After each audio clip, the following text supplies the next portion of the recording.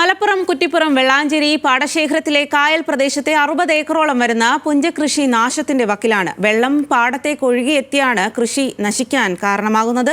മലിനജലമടക്കം കൃഷിയിടത്തിലേക്ക് എത്തിയതോടെ വലിയ തരത്തിലുള്ള ആശങ്കയിലാണ് കർഷകർ. 150 ഏക്കറോളം വരുന്ന പാടശേഖരത്തിൽ 60 ഏക്കറോളം സ്ഥലത്താണ് പുഞ്ചകൃഷി ചെയ്യുന്നത്. ഇവിടേക്കാണ് ദേശീയപാതയുടെ നവീകരണത്തിന്റെ ഭാഗമായി പുതുതായി നിർമ്മിച്ച അഴുക്കുചാലുകൾ കൃഷിയിടങ്ങളെ പ്രതിസന്ധിയിലാക്കുന്നത്. റോഡ് നവീകരണം പൂർത്തിയായതോടുകൂടി മതിരശ്ശേരി റോഡ് മുതൽ അയങ്കം വരെ വരുന്ന ഭാഗത്തെ വെള്ളം കുത്തിയൊലിച്ച് വെള്ളാഞ്ചേരി പാടശേഖരത്തേക്ക് എത്തുന്ന അവസ്ഥയാണിപ്പോൾ. ഇതുമൂലം 30ഓളം കർഷകരാണ് വിഷമത്തിലായിരിക്കുന്നത്.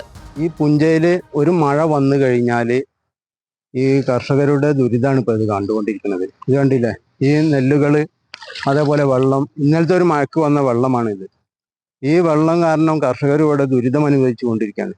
ഞങ്ങൾ ഹൈവേയുടെ വികസനത്തിന് എതിരൊന്നല്ല, പക്ഷേ ഹൈവേയിൽ നിന്നുള്ള വരുന്ന വെള്ളം അത് അവര് ശാശ്വതമായിട്ട് പരിഹരിക്കേണ്ടതായിരുന്നു. കഴിഞ്ഞ പ്രാവശ്യം ഇതുപോലെ ഉണ്ടായി, കർഷകർ ഒത്തൊരുമയോടുകൂടെ അത് കൈകാര്യം ചെയ്തു പോയതാ.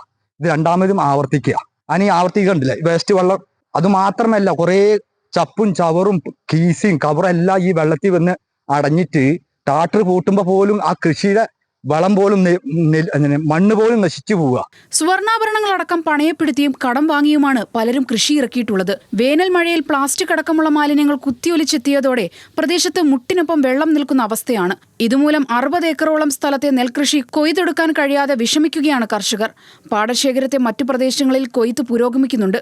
വേനൽ മഴ തുടർന്നാൽ വീണ്ടും വെള്ളം ഉയരുകയും നെൽക്കതിരുകൾ മുളച്ച് നാശമാവുകയും ചെയ്യും. മുളച്ച നെല്ല് ഏജൻസികൾ എടുക്കാത്തതിനാൽ നഷ്ടം പറഞ്ഞറിയിക്കാൻ വയ്യാത്ത വിധം കർഷകരെ പ്രതിസന്ധിയിലാക്കും. കർഷകരുടെ ദുരിതത്തിന് അധികൃതർ പരിഹാരം കാണണമെന്നാണ് കർഷകർ ആവശ്യപ്പെടുന്നത്.